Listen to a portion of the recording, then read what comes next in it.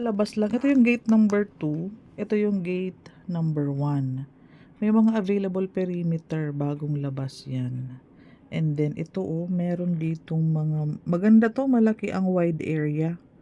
Pwede ka mag single parking, walang katalikuran arayat view, may 4 ako. Paunahan na lang. And then ito na sold ko na. Ito merong katabi ng corner.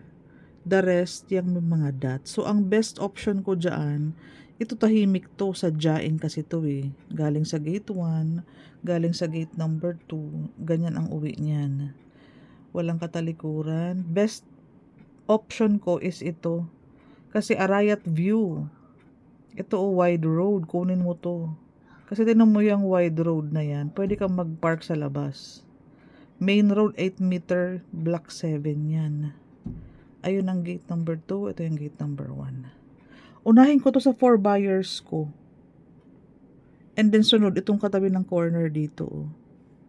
The rest, pag-isipan natin.